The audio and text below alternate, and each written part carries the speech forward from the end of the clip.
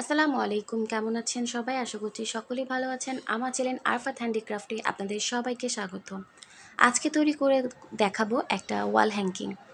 এর জন্য লাগবে ছোট ছোট আয়না কাচের, এবং লাগবে শাসলিকের কাঠি, আর লাগবে কালো রং, আর লাগবে গ্লুগান।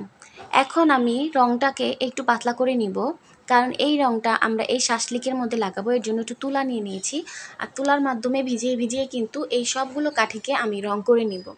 আপনারা চাইলে কিন্তু রং ছাড়াও রাখতে পারেন। তা আমি কালো রং করে নিয়েছি, আর একে একে সবগুলোকে কালো রং করে ভালো করে শুকিয়ে নিব। শুকিয়ে নেওয়ার পর এগুলোকে এখন আমি সাজিয়ে নিব। আমি যেভাবে চাচ্ছিলাম সেমভাবে আগে আমি একটু দেখে নিয়েছিলাম যে কিভাবে করলে সবচেয়ে ভালো হয়। তো আমি প্রথমে আমার মতন করে নিয়েছিলাম, পরবর্তীতে আমি এই ডিজাইনটা না করে অন্য একটা ডিজাইনে তৈরি করেছি। যেহেতু এভাবে করতে গেলে আমার কাঠির পরিমাণ কম হয়ে যায়, কারণ আমার কাছে এই কয়টা কাঠি ছিল। এর জন্য খুব অল্প কাঠি দিয়ে কিভাবে ছোটোর মধ্যে একটা সুন্দর একটা ডিজাইন তৈরি করা যায়, এর জন্য কিন্তু আমি ডিজাইনটা পরিবর্তন করেছি। এই ভিডিওটা যদি আপনারা আমার ইউটিউব চ্যানেল থেকে দেখে থাকেন, তাহলে অবশ্যই আমার ইউটিউব চ্যানেলটাকে সাবস্ক্রাইব করে দিবেন। আর যদি ফেসবুক পেজ থেকে দেখে থাকেন, অবশ্যই আমার পেজটা ফলো দিয়ে রাখবেন। এখন গ্লুগানের আঠাটা গরম করে তারপরে কিন্তু এর মধ্যে শাসলিকের কাঠিটা আমি যেই সাইজে রাখতে চাচ্ছি, যেইভাবে রাখতে চাচ্ছি সেম ওইভাবে কিন্তু আঠার মাধ্যমে লাগিয়ে নিব। আর হ্যাঁ, এটা কিন্তু অবশ্যই গ্লুগানের আঠা দিয়ে করতে হবে, অন্য কোনো আঠা থাকবে না।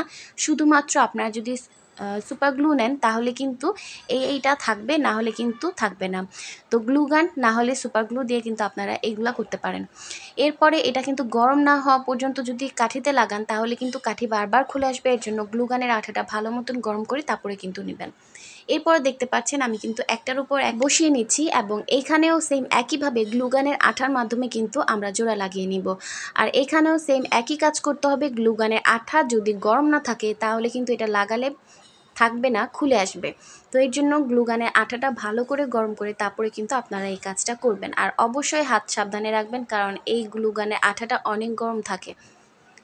একইভাবে পুরোটা আমাদের কমপ্লিট করার পর আমরা এইখানে যেটা করব সেটা হচ্ছে যে ছোট ছোট কাচের আয়নাগুলো, এই আয়নাগুলো আমরা এখানে লাগিয়ে নিব।